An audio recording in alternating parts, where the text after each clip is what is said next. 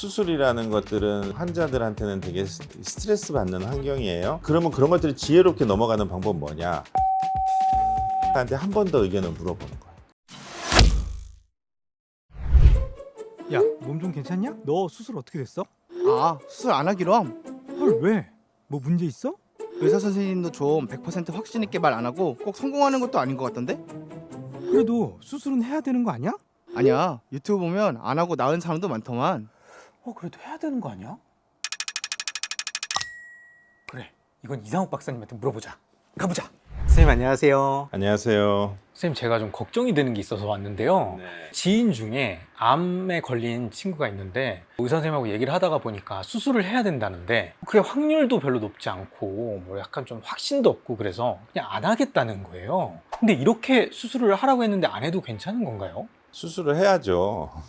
그거를 어떻게 받아들이느냐. 물병 안에 물이 반이 들어있다고 하면 반밖에 안 남았다. 또 누구는 반이나 남았다. 그런 것처럼 확신이 없는데 수술을 하자고 하는 의사는 대한민국에 단 한 명의 의사도 없습니다. 다만 수술의 결과가 좋은 결과가 나올 수도 있고 나쁜 결과가 나올 수도 있는 가능성들이 있는 것들을 설명하는 과정에서 오해가 생기는 것이지, 근본적으로 의사가 수술을 했는데도 결과가 좋아지지 않을 게 뻔히 보이는데 수술을 하는 의사는 없고, 오히려 아무리 환자나 보호자들이 괜찮으니까 해달라고 해도 의사는 하지 않습니다. 그러니까 그거는 모든 치료의 결과가 다 항상 원하는 좋은 결과가 안 나올 수 있는 가능성에 대한 설명을 한 것에 사실은 불과하다. 그렇게 이해해야 되는 거죠. 수술을 하자고 한 거면 어쨌든 50% 이상이다. 이렇게 봐야 되는 건가요? 그렇죠. 네. 선생님들은 그럼 굳이 그 말 안 해도 되는 거잖아요. 환자들을 좀 혼란스럽게 한다고 할까요? 왜 그러는 걸까요? 그거는 이제 의과대학 교육할 때 배워서 그럴 거예요. 의료 소송에 휘말리지 않는, 자기를 방어하는 그런 그 의료 행위에 대해서도 배워요. 요즘에는 특히 의사가 과실이 없더라도 충분한 그 결과에 대한 설명을 해주지 않았을 때는 의사에게 일정 부분 그 유죄를 인정하는 판례들도 나오고 있기 때문에 더욱더 방어적으로 일어날 수 있는 결과들에 대한 가능성들을 다 설명을 해주고, 거기에 대해서 환자가 동의를 할 때만 이제 수술을 하게 되는 거죠. 그렇게 일어날 수 있는 모든 결과들 중에 하나는 수술을 했음에도 불구하고 치료가 잘 되지 않는 그런 결과도 포함되어 있죠. 모든 수술은 병도 잘 치료되고 합병증도 없고, 병은 치료됐는데 좀 후유증이 남는 경우, 병이 치료되지 않았는데 합병증도 없는 경우도 있지만, 최악의 경우는 병도 치료되지 않았는데 합병증도 생기는 그런 경우들이 있으니까 그 경우들에 대한 가능성들, 그리고 왜 그런 일이 생길 수 있는지에 대해서 다 설명을 해주고, 환자나 보호자가 자필 서명을 해야지만 치료가 가능한 거니까 그거는 절차적인 과정이라고 봐야 되는 거죠. 유튜브 같은 데 이런 데 보면요, 의사 선생님이 수술을 하라고 했지만 저는 수술을 하지 않고 이렇게 건강해졌습니다. 이런 유튜브들도 있거든요. 그런 분들은 대부분 1차적으로는 수술하는 암이 아닌 그런 병인 사람들이 꽤 많아요. 혈액암 같으면 수술 안 하고 항암 치료만 하잖아요. 환자들은 뭐 자기는 혈액암인데 항암 치료는 받긴 받았는데 나는 뭐 수술도 안 했다, 뭐 이렇게 얘기하는 경우들도 많고, 수술은 안 받았지만 방사선 치료는 또 받아서, 수술과 방사선 치료는 서로가 보완적인 관계에 있거든요. 대체적인 관계도 있고, 그러다 보니까 충분히 그런 국소 치료도 받고 항암 치료도 다 받았는데 수술만 안 받은 건데 이제 뭐 그렇게 얘기하는 경우도 많고, 또 남자들이 군대 훈련소 갔다 오면은 뭐 자기가 제일 어려운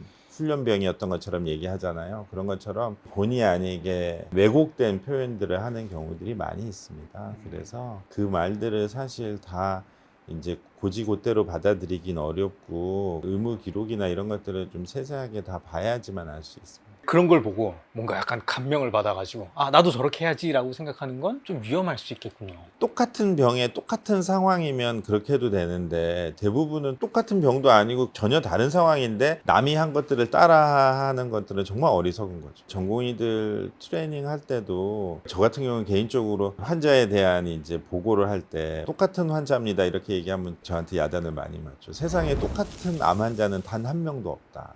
얼굴도 다르고 체중도 다르고 키도 다르고 병도 다르고 CT 모양도 다 다르고 그거를 크게 카테고라이즈 했을 때 폐암이고 두경부암이고 혈액암이고 1기고 2기고 이런 거지 같은 1기라고 해도 다 다르거든요. 그러니까 사실 같은 암 환자는 존재할 수 없는 거죠. 그게 좀 도움이 될 때도 있어요. 그 어떤 경우냐면 사람들이 치료나 그런 과정에 대해서 잘 모르잖아요. 전문가가 아니다 보니까 뭐 수술을 하면 어떤 일이 일어나고 예를 들면 수술을 하면 가서 수술을 하면 받으면 되겠구나 이렇게 생각하지만 수술을 받아본 사람들은 알잖아요. 수술 전에 검사도 해야 되고 수술 전날은 금식도 해야 되고 그러잖아요. 사소한 것 같지만은 너무 이 명백한 사실들에 대해서도 경험해보지 않으면 모르는 일들이 많으니까 그런 겪어가는 과정 속에서의 일들에 대한 내용들은 선배 환자라고 표현하면 좀 이상하지만 먼저 겪은 암 환자의 그런 어떤 경험들이나 그런 것들이 도움이 될 수 있죠. 그렇지만 치료에 대한 그런 것들은 아니다. 암에 걸렸다. 그러면 수술을 해야 된다. 꼭 이런 건 아닌 거죠. 그렇죠. 수술을 안 해도 암을 치료할 수 있는 건가요? 네. 그렇지만 고형암의 대부분은 1차적으로는 수술을 고려해봐요. 수술해서 환자가 큰 해가 없다. 수술하는데 몸에 문제가 없다 하면은 수술을 선호하는 이유는 즉각적으로 몸에서 암이 없어지잖아요. 근데 방사선 치료만 하더라도 6주, 7주 해야 돼요. 그 사이에 암이 완전히 없어지는 게 아니기 때문에 또 암이 퍼질 수도 있고 그러기 때문에 즉각적으로 없어지는 장점이 있으니까 수술이라는 방법들이 항상 암 치료에 있어서는 1차적으로 고려되는 아주 매력적인 치료법이죠. 그 자리에서 바로 없어지는 거니까 몸 안에서. 선생님 가끔씩 이런 표현들을 쓰거든요. 수술을 할 수 없을 정도로 암이 좀 심각하다. 반대로 생각하면 그래도 수술을 좀 하는 게 괜찮은 상태다. 이렇게 좀 봐도 되는 건가요? 너무 병이 심해서 그러면 이제 수술은 절대 불가능하죠. 근데 아무리 뭐 병이 심하고 비관적인 얘기를 들었다 하더라도 일단 수술이 가능하다고 하면 완치 찬스가 있다. 나에게는 완치를 할 수 있는 그런 어떤 기회와 확률이 있다. 이렇게 긍정적으로 받아들여야 돼요. 수술을 하자고 하면 그냥 하는 게 거의 좋겠네요. 그렇죠. 10이면은 10번 다 수술을 하는 게 좋은데 그래도 수술이라는 것들은 환자들한테는 되게 스트레스 받는 환경이에요. 그러면 그런 것들을 지혜롭게 넘어가는 방법은 뭐냐? 다른 병원의 다른 의사한테 한 번 더 의견을 물어보는 거예요. 그랬는데 그 의사도 수술입니다. 그러면 그건 정답이다. 근데 만약에 양쪽 의견이 다르다. 그러면 고민을 해봐야 되겠죠. 그렇지만 두 가지 의견이 합일된다. 그러면 그 길이 정답이다. 그럼 만약에 다르다 하면 제3의 의견을 또 들어보는 건 어떤가요? 그렇죠. 그러면 제3의 의견을 들어봐야 되죠. 그리고 다른 의견을 표명한 의사의 의견을 다시 한번 들어보고 왜 이런 말이 나왔을 건가에 대한 얘기를 다시 한번 또 물어보는 것도 또 필요합니다. 의사도 이렇게 할 수도 있고 저렇게 할 수도 있고 수술하기가 좀 애매하고 수술을 해도 좀 안 될 것 같고 그런데도 무리하게 환자 몸도 상태도 괜찮아 보이고 하니까 무리하게 한번 해볼까 했는데 생각이 그 다음엔 바뀔 수도 있거든요. 그러니까 다시 한번 또 그 같은 의사한테도 진료를 받아보고 그렇게 결정을 해야 되는 거죠. 본인이 판단하는 것들이 아니고 다른 세컨 오피니언을 받아보고 처음에 얘기한 의사에 또 재진을 하면서 의견을 물어보고 해서 결정을 하는 것들이 현명하겠죠.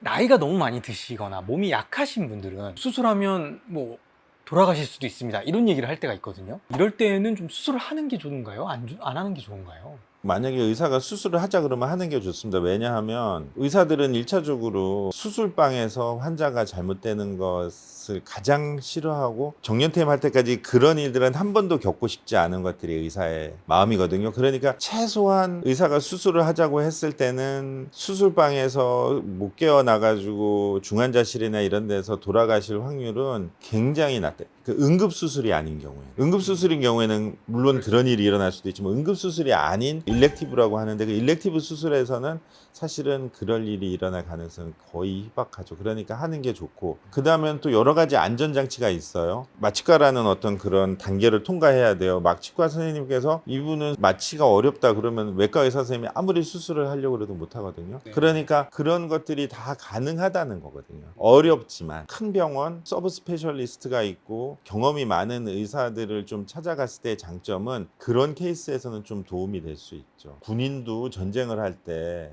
보급 부대나 공병 부대가 좋아야 전투 부대가 잘 싸울 수 있거든요. 서포팅하는 시스템들이 좋은 병원에서는 의사가 위험이 좀 따르지만 그런 수술들을 하는 결정들을 할 수 있거든요. 그러니까 조금 더 큰 병원에 가서 의견을 물어보고, 큰 병원에서 그렇게 하자고 하면 그거는 법적인 책임 소재를 벗어나기 위한 것이지 기본적으로는 그냥 수술하고 회복하는 데는 큰 문제 없다, 그렇게 보시면 돼요. 이제 아무래도 좀 의료 파업 이런 것 때문에 암 환자분들이 이제 수술을 늦게 받아서 발을 동동 구르시는 경우들이 많은데, 그러면 좀 암 수술은 좀 늦어져도 괜찮은 건지, 어느 정도까지는 괜찮은 건지 이런 게 있나요? 의료행위라는 거는 본질적으로 결과에 따라서만 결정되는 건 아니에요. 사람의 감정이나 심리나 그런 것들도 배려가 돼야 되니까, 기본적으로 불안해하는 사람을 치료를 천천히 해주는 거는 윤리적인 문제가 있어요. 결과와 상관없이 가장 빠른 시간 내에 적합한 치료를 환자들은 받을 권리가 같은 것들이 있고, 의료진들은 그거를 해줘야 될 직업적인 윤리나 의무가 있어요. 그거를 전제로 한 관점에서 보면, 현 상황 때문에 의사들은 어떤 전략을 쓰냐면, 수술이 당장 안 되면 일단 항암 치료를 몇 번 하면서 수술 스케줄에 들어갈 수 있는 시간을 벌기도 하고, 방사선 치료를 먼저 하기도 하고, 이런 방법들을 써서 이제 그 결과가 환자한테 돌이킬 수 없는 나쁜 결과가 가지 않는 방법들을 상황에 맞도록 짜내고 있죠. 그렇지만 암은 기본적으로 만성 질환이라 일주일을 늦어졌다고 해서 재발 안 할 사람이 재발을 한다거나, 수술이 한 달 늦어져서 이분이 재발해서 돌아가셨다거나, 그렇게 말하기는 좀 어려워요. 그렇지만 그거를 연구하기도 어렵고, 윤리적인 문제 때문에 그렇게 하는 것도 옳지 않고, 적합한 치료를 빠른 시간 내에 받게 해줘야 되는 의료진은 의무가 있고, 정부 차원에서는 그런 일들이 발생해서 국민이 피해를 보지 않도록 정책을 세우고 보완책들을 하는 의무가 있는 거죠. 대의를 위해서 조금의 희생을 해도 된다, 이런 생각들은 되게 의료에서는 옳지 않은 생각이에요. 그래서 한 사람 한 사람은 다 절박하고, 자기의 목숨과 자기의 인생과 모든 사랑과 이런 게 다 걸려있는 일들이니까, 그런 문제들을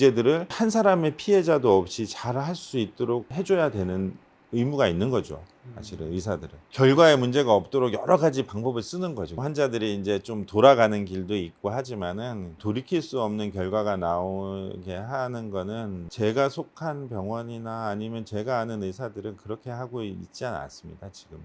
선생님, 오늘 제가 암 수술에 대해서 많은 질문을 드렸는데요. 마지막으로 한 줄 처방전 부탁드리겠습니다. 환자들은 수술에 대한 두려움이 있을 수밖에 없어요. 저도 큰 수술을 받아야 된다 그러면 두려움이 있을 겁니다. 그렇지만 수술은 굉장히 암 치료에 있어서는 매력적인 치료 방법이다. 왜? 즉각적으로 종양이 몸 안에서 없어지고 암세포도 대부분이 없어지기 때문에, 수술이 가능하다고 하면 수술적 방법들을 적극적으로 환자나 보호자분들은 고려해서 수술을 잘 받아서 좋은 결과가 나올 수 있기를 기대합니다. 아까 선생님이 말씀해 주신 것처럼 수술을 할 수 있다고 하는 것 자체가 어떻게 보면 좀 긍정적인 시그널이니까, 많은 분들이 너무 걱정 없이 의료진의 말을 잘 따르시는 게 좋을 것 같습니다. 선생님, 오늘 말씀 감사합니다. 고맙습니다.